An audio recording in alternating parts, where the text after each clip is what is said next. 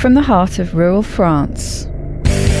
This is the Keto Woman podcast, brought to you by me. Hello Keto Lovelies, I'm Daisy Brackenhall, and I've spent most of my life struggling with my weight and confidence, and have always had a difficult relationship with food. Even when I finally got to my target weight, after weight loss surgery and eating low carb, I couldn't maintain it and I was miserable. I've been keto now for over 2 years, and it has given me the freedom to fall in love with food again, without the constant gain, loss, guilt, virtue cycle of before.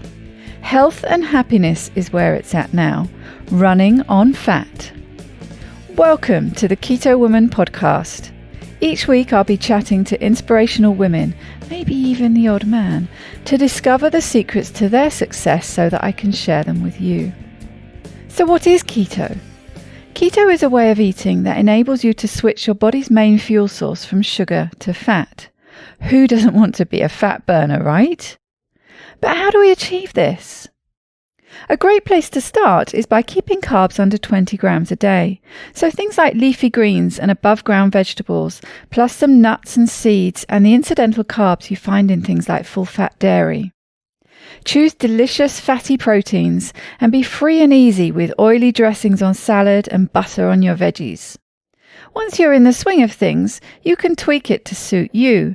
Make your own personalized keto. You'll hear all sorts of ways to keto from my guests. There is no one way to do keto, no one size fits all. I hope to show you just how flexible and fabulous this way of eating can be. I'm not a doctor, and most of my guests won't be either, so we really can't give you medical advice. It's always best to consult your own doctor when making big changes to your diet and lifestyle, because they know you and your medical history, and so have access to the bigger picture. Wouldn't it be helpful to have one place where you could find all the links? Want to sign up to my new Patreon exclusive Facebook group, Daisy's Lovelies? No problem. How about subscribing to my YouTube channel? Please help me notch up my first 1,000 subscribers by going to links.ketowomanpodcast.com and following the YouTube link. Not following me on Instagram yet? Hit the Instagram button. You get the idea. All the buttons, all the links you need are at links.ketowomanpodcast.com. Welcome to episode number 160. This is the first part of another Ketoverse Crossover, this time with the Fabulously Keto podcast. Fabulously Keto is a weekly podcast co-hosted by Jackie Fletcher and Louise Reynolds. They interview a range of guests using real food, low carb, keto and carnivore ways of eating. They asked me if I would like to come on their podcast as a guest, so I suggested a crossover episode. If you know me, you'll know I get a tad nervous when I switch seats and appear as a guest. This time, though, there was no shutting me up. So these 2 episodes are a whole lot of me. I have actually had requests for an episode where I'm interviewed as a guest, so this will hopefully fulfill that. We chat about all sorts of things though, so don't let that put you off. I've left the Fabulously Keto intro in, as we go off on a few tangents before we get started, so there's a slightly awkward double start, as it were. If you haven't checked out Jackie and Louise's new podcast yet, you're missing out. They have a wonderful lineup of guests under their belt already. Jackie and Louise have both been on the podcast before, and I'll put the links to their episodes in the show notes. In case you don't know them already though, here is a little bit about them. Jackie lives in the UK with her husband and twin boys.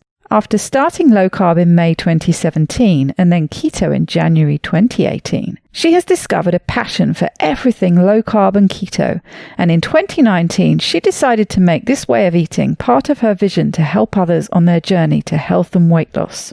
She is now a nutrition advisor and an ambassador for the Public Health Collaboration, a charity dedicated to informing and implementing healthy decisions for better public health. Louise is a military wife to Andrew and mum to 3 adult sons. In her working life, she was the first Australian female paramedic to gain her PhD, and then moved into university and college teaching roles.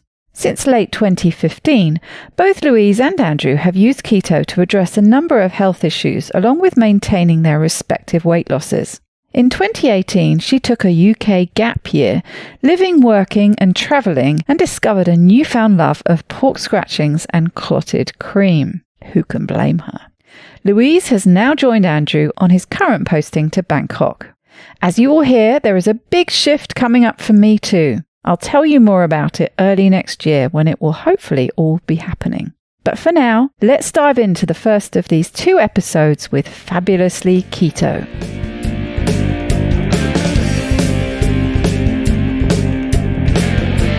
Welcome to the Keto Woman podcast, Jackie and Louise. We are doing another Keto Crossover. Listeners will probably remember some Keto Crossovers I've done with Kim Howerton. But I thought it would be really lovely to do a crossover with these 2 lovely ladies who have a relatively new podcast out there. So I'm just going to hand over to you 2 to say hello and just tell my listeners who may not have heard yet of your new podcast a bit about you and your new podcast. Jackie? You've probably heard me on one of Daisy's previous podcasts. I started out in 2017 being my heaviest weight, and I found low carb and then keto and became a sort of keto evangelist. And so listening to lots of podcasts over the years, I wanted to start my own podcast, and I was a bit scared to do it, mainly because, oh look, Daisy's out there and she's doing it. Well, no, actually, it should have been if Daisy can do it, I can do it. Yeah. So Louise pushed me to do it because I was just talking about it. It was just a pipe dream, really. And she said, right, when are you starting? And I was like, no, I don't want to tread on Daisy's feet. So then I messaged Daisy and said, how do you feel about this? And she was like, yeah, go for it. But it still took me 18 months to pull it off the ground. And part of that was because I was doing some studying. And part of that was I then decided to invite Louise to be my co-host, and when we had to go back and re-record lots of things. So that's how the Fabulously Keto podcast came about. And we just, both of us, I think, feel that we want to pay it forward and help others on their journey to finding a way that works for them to get out of that yo-yo dieting and to find a place where you feel you can do it and you are in control and you can take some of your life back and enjoy it. Fabulous. Fabulously Keto. Like it. Thank you to Jackie for pushing me out of my comfort zone and pushing me into the podcast space. And, we can only sort of walk in the shoes of, in emulating the great podcast goddess that is the keto royalty rock star, Daisy Brackenhall. It really was a huge inspiration in terms of production and, certainly the content as well as, the delivery. I am very mindful not to say when I'm podcasting. I'm still dreadful at all that. I absolutely rely on an edit. I was thinking just this morning, actually, that I should have a month, talking of challenges, as we will be later on, but having a month's challenge of only recording live podcasts, and I might actually manage to cut down my editing time. I read somewhere, and it is very true, that if you have at least a period of time of recording, not necessarily recording live so that it's going out live, but a one recording deal, if you like. These people who say record video at the same time, so you can't really change it so much. It makes you a better podcaster because you have to get out of some of your habits. And I've broken some of mine, but I still rely quite a lot on editing. So it might be something that I have to try at some point. Yeah. So this podcasting gig is perhaps, I've reflected on it a little bit in the sense that it is a opportunity, as Jackie said, to pay it forward, but it also recognises that we don't have to be the expert. In by no means we're only experts of our N=1, our lived experience. I feel that I'm very good at asking questions. I'm a researcher. I've naturally got an inquiring mind. I can reflect on what you're saying, and perhaps, like other good podcasters, like Richard Morris, is really great at translating the science.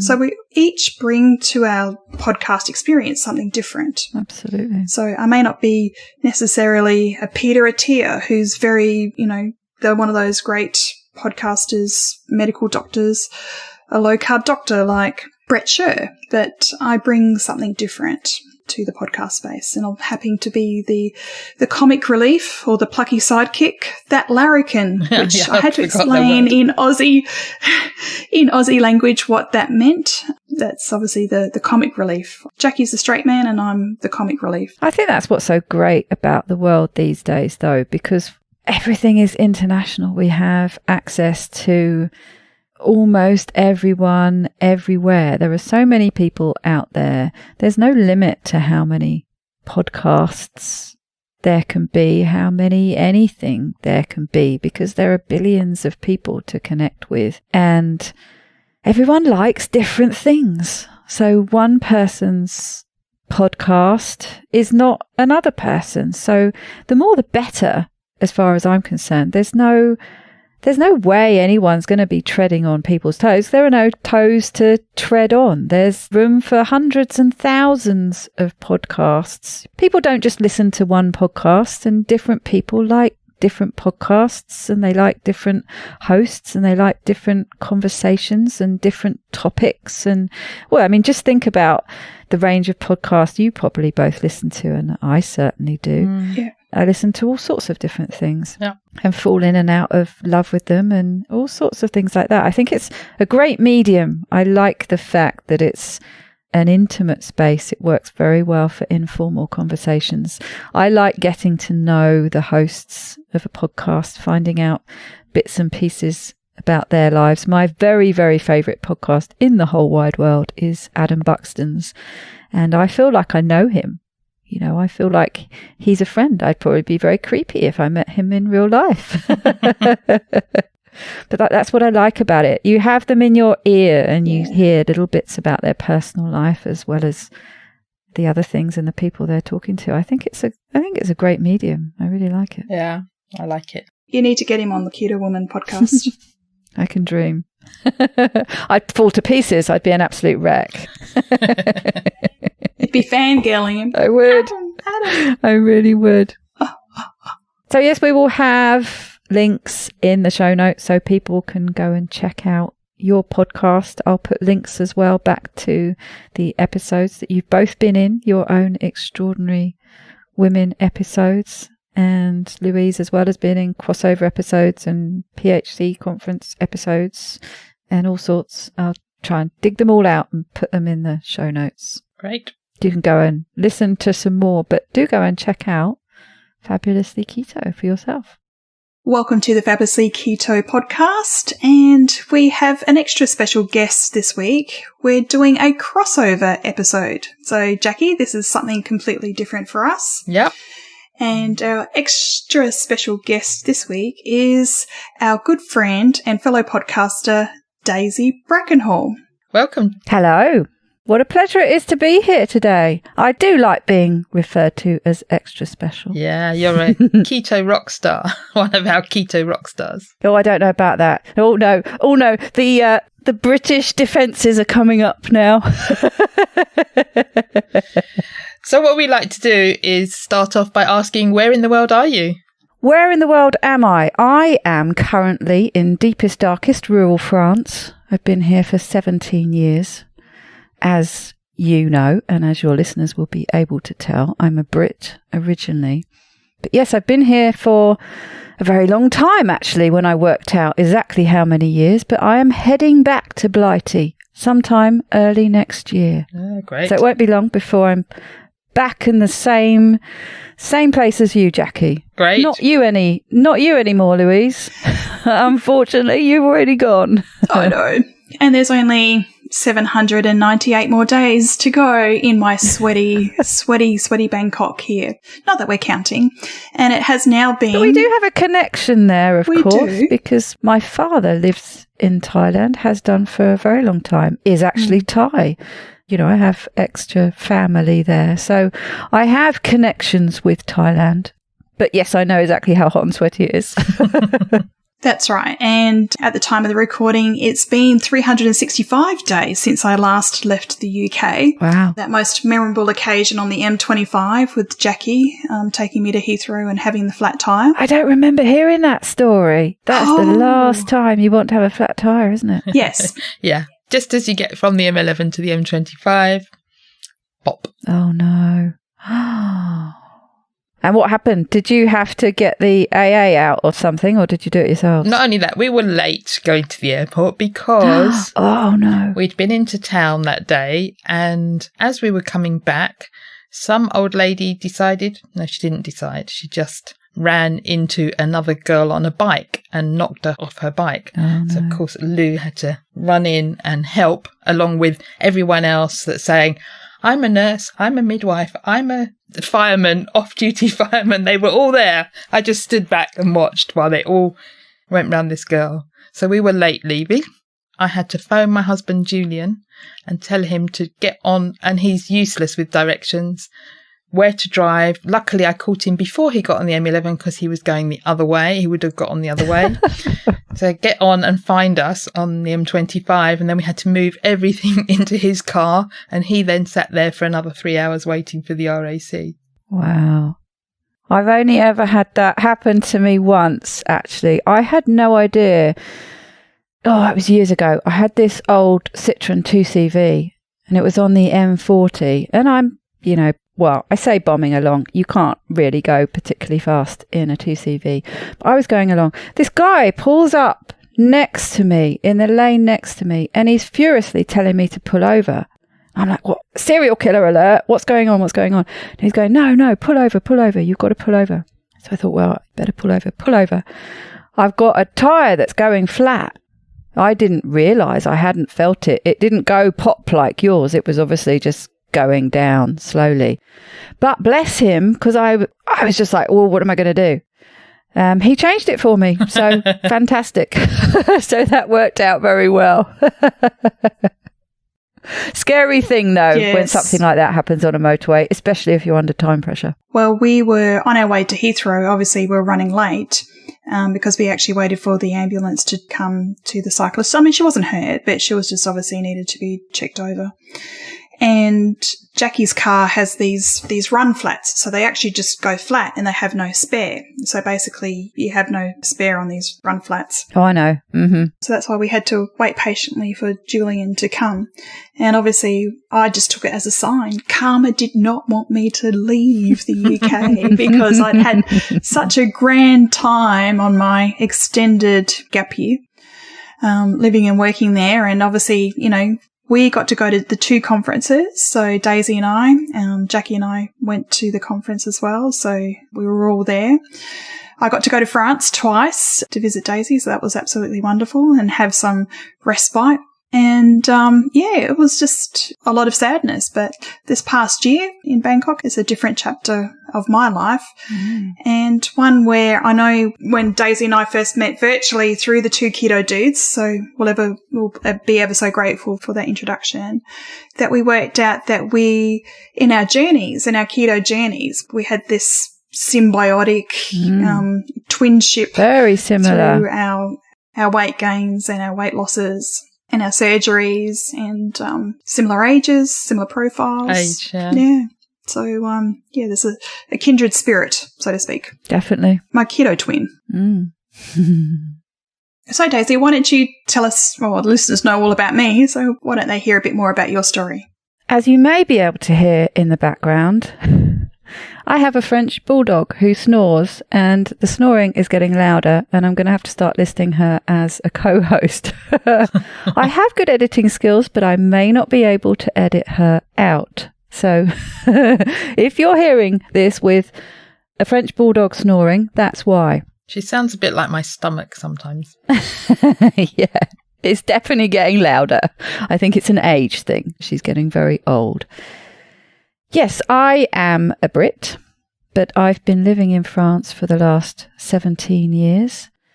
As Lou said, we have a shared history, really, with weight gain. I started gaining weight probably early double digits, around about 12. Sort of all the things that impact me started happening around about that time, really. So depression and headaches and later migraines, as well as weight gain, all sort of started around about that time. I had a bit of a 3-side hit, really. My parents got divorced. I was sexually assaulted on the way home from school one day, and my father moved to Thailand a couple of years after the divorce. So I had quite a lot of things happening in my life round about the age of 10 that, with hindsight, I think set me up for certain pathways that ended up with weight gain and probably then rolling on depression and headaches. I can certainly remember starting to get headaches from quite an early age. And again, with hindsight, I can remember starting to feel quite unhappy for periods of time when I was quite young. So those are the things that just sort of set up and accumulated over time to the point where I got very, very heavy. So heavy that I started thinking about weight loss surgery. It was my mother who suggested it, actually. Said, have you thought about this? I was at round about twice the weight I am now. I got to about 21 stone. For UK listeners, around about 300 pound mark. So really quite heavy, almost twice what I weigh now. And as anyone who gets to that kind of weight will know, it starts having a significant impact on your life and what you can do. I'm very, very stubborn. So I carried on doing all the things, gardening and the different physical things I had to do to earn a living, which actually I think might have been part of my saving grace. I carried on moving and carried on staying quite healthy. I'm also blessed with being reasonably insulin sensitive. So that's another thing that we share, Louise. We carried on having a fairly healthy metabolism. I don't know about you, but I was starting to reach that tipping point where my blood glucose was getting a bit high, but I was still insulin sensitive at that point. The fat in my blood was still at a low point. I was healthy, reasonably healthy still on the inside, but it was really having an impact on everything externally. And I tried, like everyone else, I tried all sorts of different diets from the age of about 14, I think was my first one. Tried Herbalife and tried all sorts of different things. And it was only really with the weight loss surgery that I lost a lot of weight. Although I had a not so good weight loss surgery first. I had the gastric band, which should be banned, if you'll excuse the pun, and I think mostly is now. And I had all sorts of dramas with that, but ended up having the sleeve after a couple of years of refusing. My surgeon wanted to go directly from the band and replace it with the sleeve, but I'd lost faith in him by that point, so I was determined to try and do it on my own. And I was doing quite well. I was doing the Dukan diet at that point, and I did carry on losing weight, but then I had a very, very rapid and significant weight regain. Very short period of time. I went back, not quite to where I was when I started, but I went back up to about 125 kilos. I apologize. I am mixing all the ways of recording weight. And that's when I decided to go back to him and have the sleeve. And I did really well with that. And I lost the bulk of the weight. And it was actually when I was starting to regain again, after that magic window, that someone recommended low carb and then more specifically keto. And that's when my keto journey started about 4 years or so ago. I joined the 2 Keto Dudes Facebook group and the rest is history. I went from there to being a 2 Keto Dudes group admin along with Louise. And then they asked me if I wanted to do a podcast. And that's when Keto Women Podcast was born. I've been doing that for about 3 years. Also recently started another podcast, Monday Mindset, which is all about, funnily enough, mindset and behavior. And I do that with my good friend and psychologist, Terry Lance. And so that's me. I'm here in rural France with my 3 dogs, my 3 cats, but soon to be heading back to the UK. Right. Are you looking forward to coming back to the UK? I am very, very excited about it. I was on the scale, that balance between being very nervous about it, very scared about it, very unsure, was a bit heavier than the excitement. But the excitement is taking over now. I've joined some local Facebook groups in the area. There are some great amateur photographers and they've been posting pictures, and I've just been reminded how beautiful the area is, and I can't wait to live by the sea. I've been finding out things about the local community which have been really heartwarming.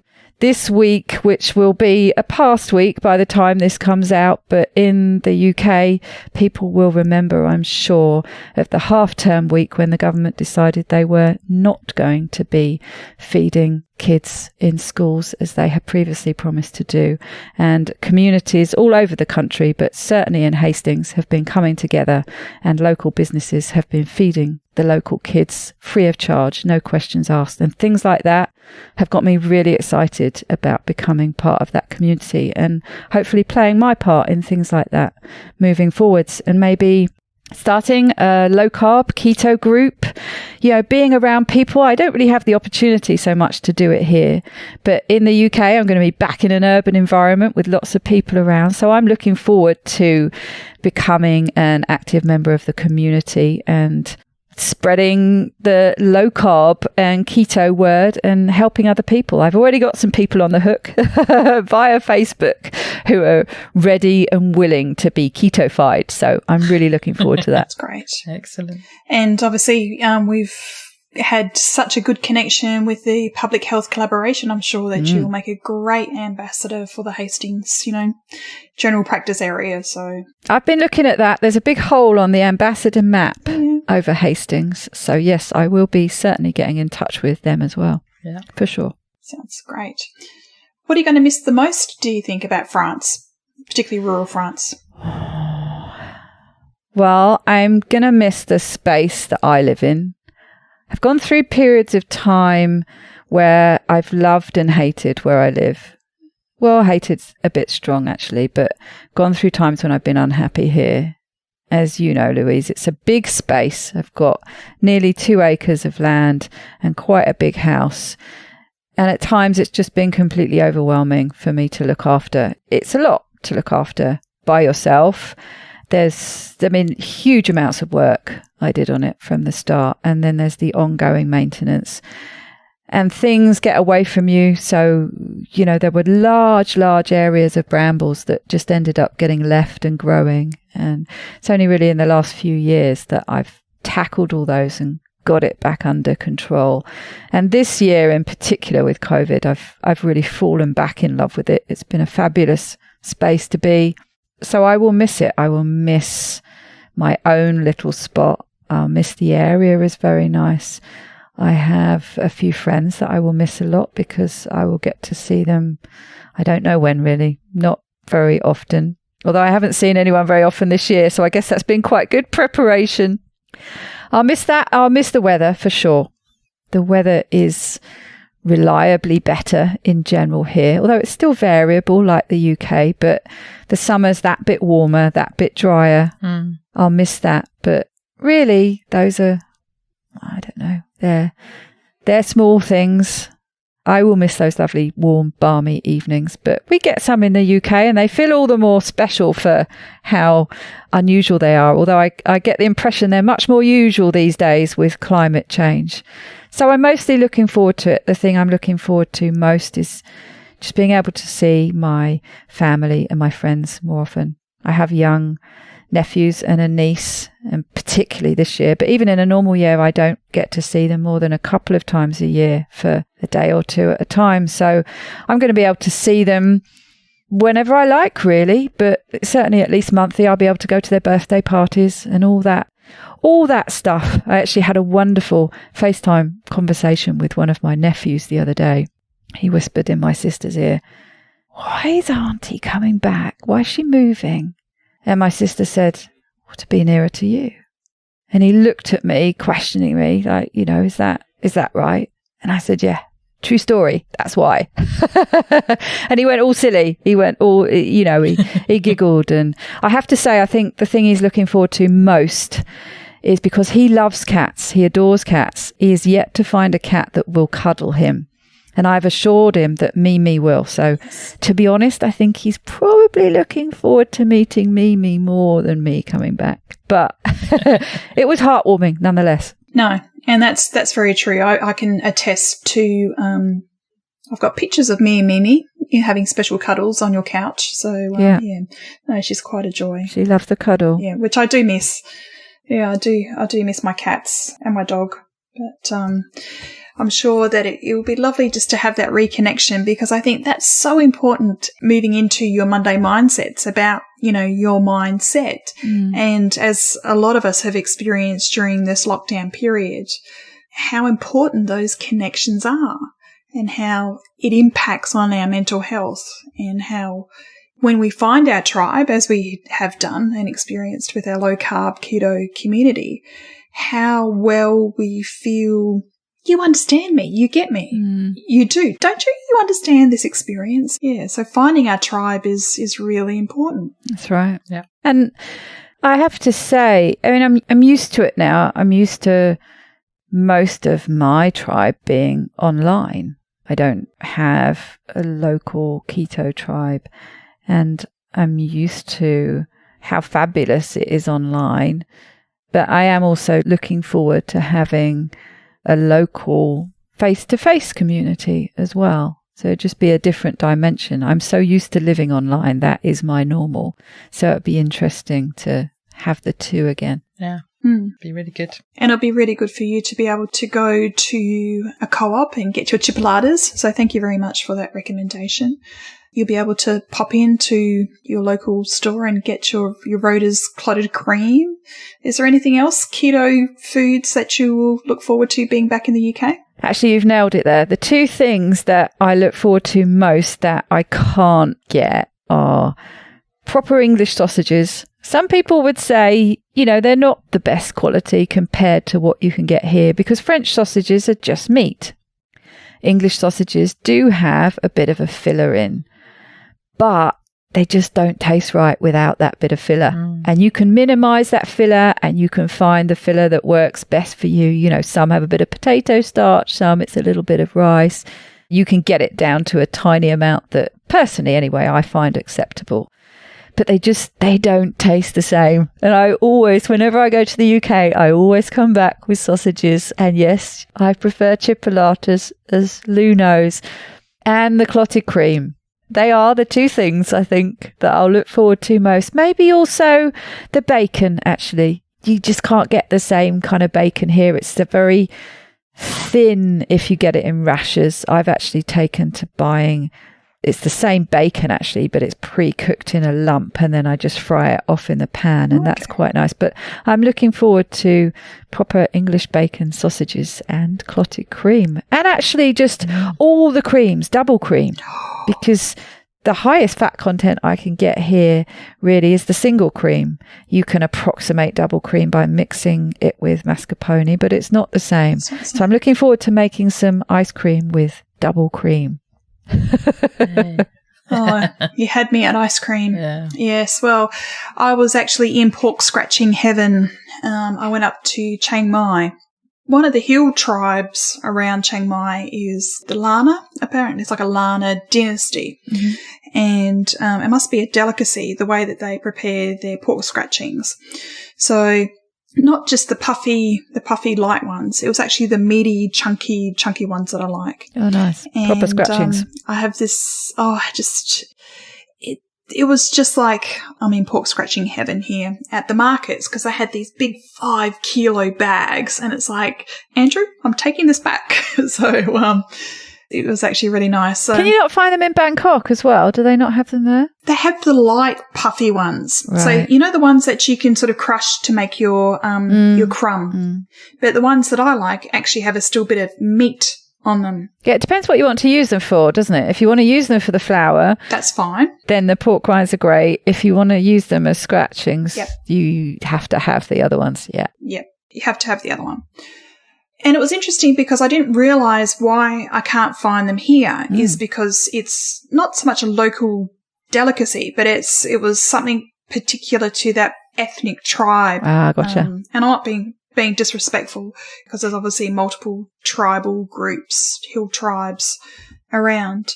And, yeah, it's a particular delicacy from that particular region. And I have seen that they market it Chiang Mai Lana pork scratchings. So I found out the Thai name for it now. So I can say cup moo is the way to say it. So cup is the cooking and moo is pork. So forgive me any Thai speakers that I'm not very good. Do they ship? Can you get them to post you some? You can. Or either that or you're just going to have regular trips to Chiang Mai. So Chiang Mai is only an hour flight. Exactly. Yeah. So it's a good flight, like at least 800 kilometres. So it's a good 10 hours in the car. It's a good excuse to go up there. It was actually quite cheap. Yes, that is another thing actually. Another thing we share. You can add that to my list. Pork scratchings. As you know, I try all of them to compare. I think my current favourite still stands Marks and Spencer's. And I have to agree with you. They were particularly delicious. They're the best ones so far, I think. Not too seasoned because some of them are too heavily seasoned for me, and they just give you that bit. It's a bit too much Salt. Whereas the Marks and Spencers have enough seasoning to be tasty without being over the top. So yes, I'm looking forward to M&S, and I think I'm pretty sure there's an M&S in Hastings. So after my 2 weeks quarantine, whenever I arrive, that'll be where I'm heading. M&S now deliver through Ocado. Oh, handy. There you go then. And I have to avoid the pork scratchings completely because once I open a packet, I can't stop. So that's my abstaining thing. Do you need to, though? If you buy one pack at a time, it depends. I'm very sensitive to the different levels of abstaining. I've finally accepted the fact that when it comes to Coke Zero or Crack Zero, as I call it, one is too many. Yeah. I can never have it again. So I don't know whether that's you with pork scratchings. No, I mean, I can, but and the other thing is I buy a big box of maybe 14 packets. And I'll eat one packet and the others will all be gone because everyone else in the house has eaten them. So I don't get to eat too many, but I tend to want to eat them between meals and I try not to eat between meals. Right. That's the trick, I think, with a lot of snacky type foods is to make it part of your meal. But that can be easier said than done. Yeah. But that was actually where I was looking at, and it was quite a contentious issue about dairy. So obviously when I was in the UK and I would have that treat. So the dark chocolate, and I still have some of that Alta Eco. You haven't still got some a little left. bit left. Wow. I have got impressive. Talk about moderating. So you'll be very impressed. I actually took it out last night. I'm really impressed. And in your honour. So I would melt that dark chocolate and I would blend through the clotted cream and some double cream to make a mousse. So this was actually where I was looking at my dairy consumption. And that 1 month where I went dairy free and the first 2 weeks was complete withdrawal. And I started again eating quite a bit of dairy here because I was really wanting to increase my fat. There was not a lot of beef and lamb. I was really missing that. And I was making this 2 kilo pot in my Instant Pot of yogurt. And every night we would have just a ramekin full of the yogurt with some berries and some nuts. And I tried to say to Andrew that this is not a treat, it's part of our meal. So when we look at the entirety of the meal, we're including, it was probably only like a quarter cup, maybe 80 grams. It was in a small ramekin. But the ramekin started to get fuller and fuller and fuller. Anyway, that's a different story about carb creep, how much we creep in and, our portion sizes get bigger and bigger. But in justifying this was part of our meal because obviously a lot of our meals are pork and chicken. So we needed to look at how much we were sort of still hungry and why were we hungry and we weren't eating enough fat, in our main meal. and really wanting to make sure that if we're going to eat it, we eat it quite soon. So our cutoff time would still be at 7:30. So we get that bigger break overnight. But in the end, we've cut it out and we haven't really missed it. Well, I have, but don't tell Andrew that. I think it's just, it becomes routine. It becomes habit. It becomes something you look forward to. You know, it's a treat at the end of the day. You know, I really want something nice. So yesterday when I opened up the cupboard, I had seen this recipe for chocolate mousse. So you had to melt some chocolate. So that's how the alter ego came out. So I had some 100% chocolate left over as well. Yeah, so I blended that with the egg whites and the egg yolk and cream and sweetener. So something that I don't have a lot of. Again, it's a Western food. It's hard to get. It's expensive. So yeah, that was a treat last night. But you're right. You know, the scratchings I would only have they only came in like 20 or 50 grams. So they were self-limiting in a way. But when you go to the pound shop, and I used to buy them in loads of 10 at a time. So yes, I think I would have to self-limit in not buying many at once. I had a delivery of some salt and vinegar ones, which luckily actually I can't get here. They're on Amazon. I had them delivered to a friend and they came here, and that was a box of 12 or something. And I got through those in no time at all. So it's the kind of thing that I have to self-limit in, just not buying very many at a time and accepting the fact that they'll probably get munched pretty quickly.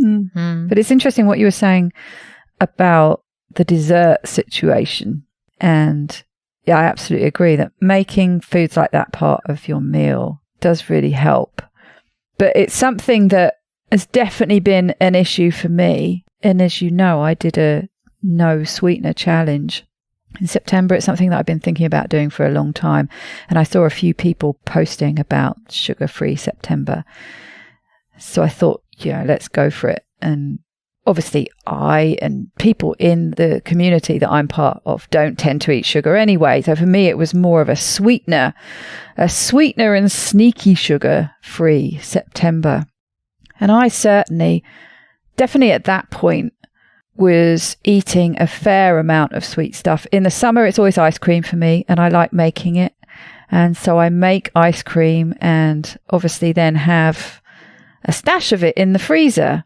And I tend to not only have it after a meal, but I'll quite often maybe have another serving a bit later in the evening. Maybe I might even feel like having it after lunch or breakfast. I tend to eat I tend to be a 2-meal-a-day person, but I would even get into the habit of having it then as well. And it just starts snowballing. I'm not eating it all the time, but I'm certainly eating more than is a good idea. And I would start getting to the point where I'd be thinking about the sweet thing I was going to be having, the dessert at the end of the meal, while I was eating the meal. It was that sort of set in my head. It was definitely, Terry and I have just recorded an episode that's all about making the familiar unfamiliar and the unfamiliar familiar when it comes to changing habits. And it was definitely my familiar, but it needed to be an unfamiliar. I needed to change that habit.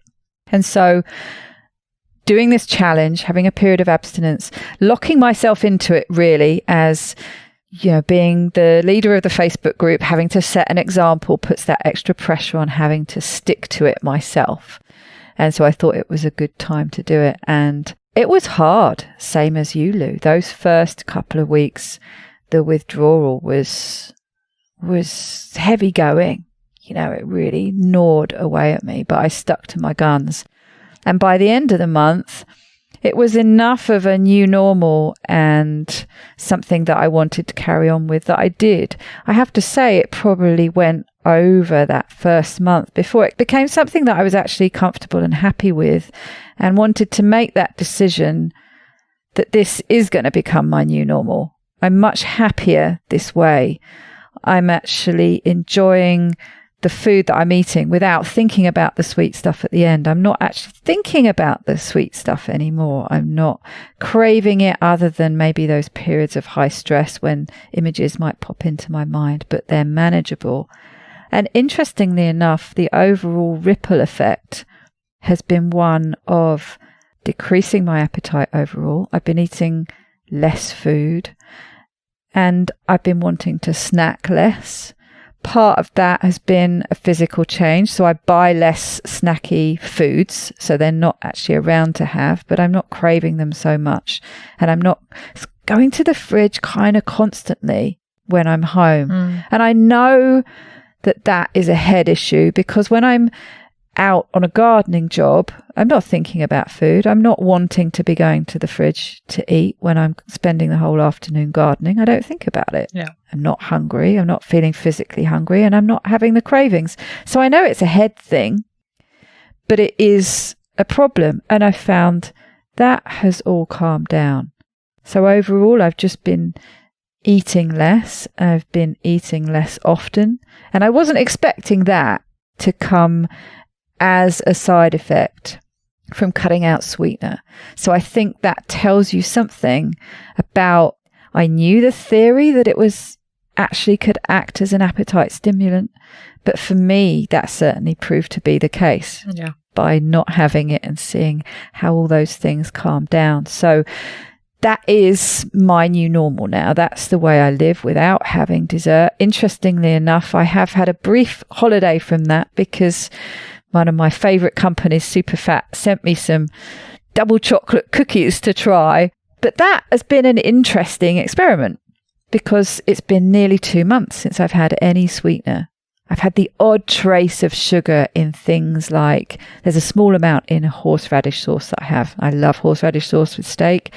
Interesting enough, I can sense exactly that there is sugar in it now, whereas I couldn't taste it before. But I've got this super sensitive sweetness radar.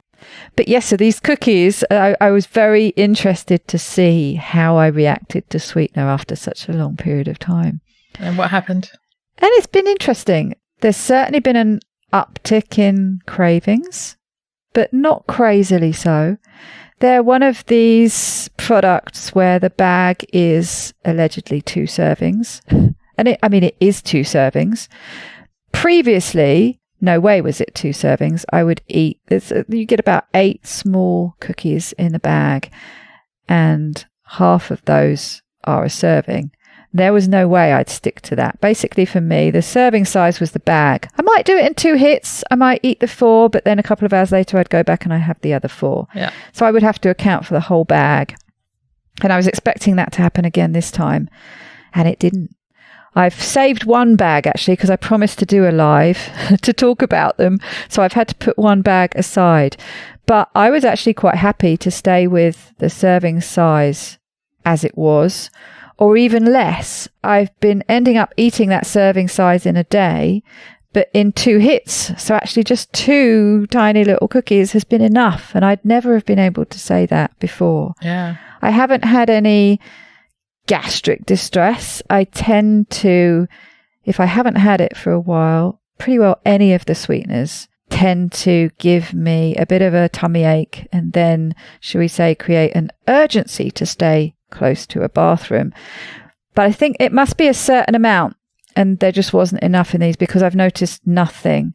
One weird thing that I've noticed, which could be coincidental, but it only seems to have happened with those, is that I get my stomach gets a little bit itchy. I've noticed that I've sort of been scratching my stomach. So I think that has something to do with it. Not crazily so, but it's an interesting side effect. But mostly I've been watching what's going on in my brain with cravings. And I have to say, knowing they're there, I start thinking about them. I start thinking, well, it would be nice to have a couple of those with a cup of coffee in the middle of the afternoon, as well as having a couple after a meal, however it works. And I've mostly been going with that. I've thought, well, okay, have them because you've got these 3 bags and when they're gone, you're back to how it was before. So it's been an interesting experiment to just observe what's going on and reinforces the fact that I need to keep sweeteners generally out of my life, but that it's okay for them to come back in limited amounts for maybe special occasions, or, you know, some kind of treat in some way, or maybe when I have people over for dinner and want to prepare a dessert for them.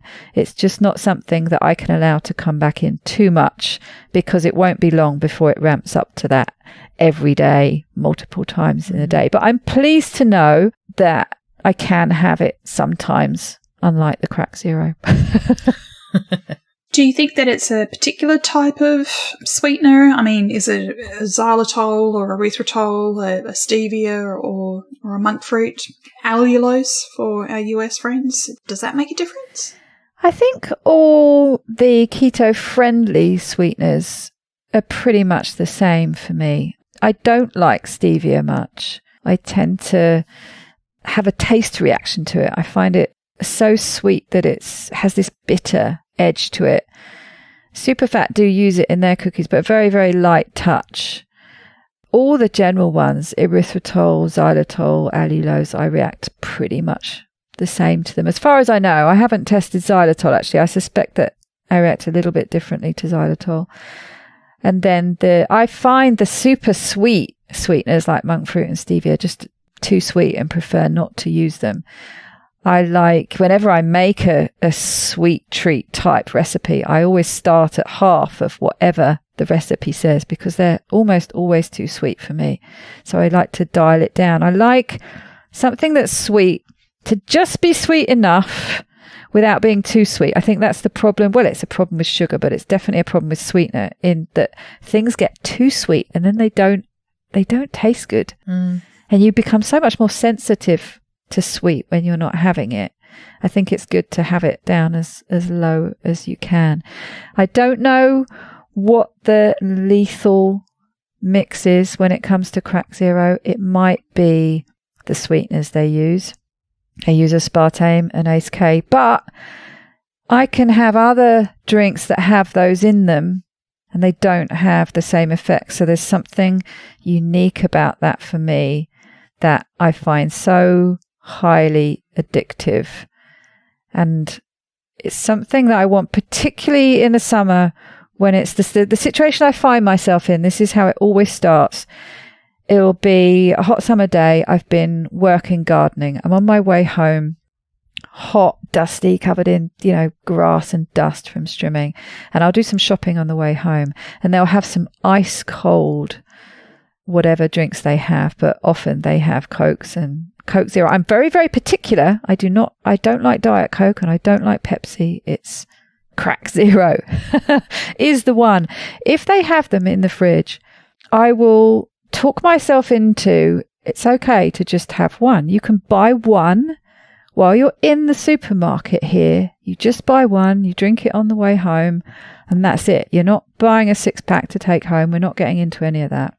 And it'll have been months since I've had one, and it'll be just that one.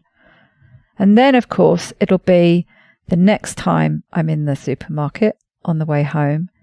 And it won't just have been the next time. I'll stage it so that I go to the supermarket. I might not need to go to the supermarket, but I'll convince myself that I do need to do a bit of shopping, even though I only went a day or two ago, because I know I want to get that Coke out the fridge. And then it'll move to, well, I'll buy one to have on the way home and I'll buy an extra one to have at home. And then before I know it, within a couple of weeks, I'm buying 6-packs, I'm buying multi-packs, and I'm mainlining it. And when I say mainlining it, I mean mainlining it. I will go anywhere up to maybe a dozen cans a day. Wow. That's pretty well all I'm drinking from as soon as I wake up, as soon as I go to bed. It'll start with a few. It'll start with a 6-pack a day. And before I know it, I'm just drinking it all the time. So it's costing me a lot of money apart from anything else. And I know it negatively impacts me. I know it gives me headaches. I know it increases cravings for all sorts of other things. Interestingly enough, actually, I tend to eat less of the other sweet things when I'm drinking it, because I'm drinking so much sweet stuff. But it's not good for me. And that's where I end up every single time. I mean, you've seen me in action, Lou. You've seen me what I'm like when I'm drinking this stuff. And I don't just drink a can at a time. I pretty well always drink 2 cans as a serving. and it's a nightmare. And every time I convince myself I can do it, I can just do the one a day, or whatever it is. And I know people who can have it sitting in their fridge and they'll just enjoy one of an evening. If I could do that, I would have it probably in my life. Yeah. But I can't. But you can't. Yeah. That's where I end up every single time. So I've finally accepted now that I just cannot have it ever again. Yeah. It's interesting. It's really interesting how you've incorporated, I suppose, all the two of us, the three of us here. What resonates is obviously the Gretchen Rubin's sort of work. We've identified clear things that we need to abstain from and things that we can and can't moderate. But you were very clear on that loophole thinking, and Gretchen talks about those loopholes. I need to go to the shop. And so while I'm in the shop, these are the rules and the boundaries to which I've given myself permission to have the Coke Zero. So while I'm in the shop, I'm going to have this. Or you've created that pairing. When I'm at the shop, I'm going to have this. Really interesting. And of course it works sometimes. I mean, I do have those rules in place for other things. Like the rule I have for chips, French fries, if Americans are listening. That rule applies for those, and it's something that I can work with, and it works for me. That if I'm eating out in a restaurant or somebody else's home, whatever that is not in my own home, I will not allow potatoes. If I do allow them, I will end up eating them because I tried. I did that earlier this year, actually, and I ended up having them for every meal. But they're something that I will have when I'm out. If I see other people having them, they have to be good chips or good potato product in some way. If I see them on somebody else's plate and they look a bit soggy and a bit then I'm not going to bother. But if I can see that these are really good chips in this place, and here in France, steak frite is a typical thing that you see on the menu, I'll have them and I'll enjoy them. I probably won't eat the whole portion, actually. It'll be too much. I'll just have as many as I fancy.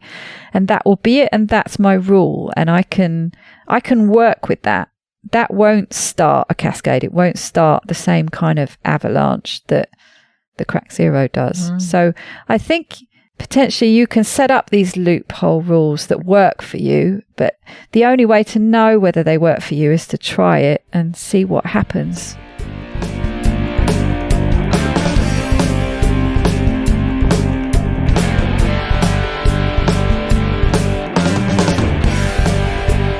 To get the resources and links from this show, please go to ketowomanpodcast.com/episodes. Please share this podcast with as many people as possible by sharing one of my links or just taking a screenshot of an episode that you enjoyed. Reviews really help raise the profile of the podcast, which gets it in front of more people, but also helps me attract a wide variety of guests. So please take a minute to leave a review on whichever podcast app or platform you like to listen on. It doesn't go unnoticed by me, the people who regularly like, share and comment on my posts. Your support really does mean the world to me. Thank you. Are you enjoying this podcast? Help me make more episodes and videos by making a pledge at my Patreon page, patreon.com/KetoWoman. Or simply hit the support button on the Keto Woman Podcast website.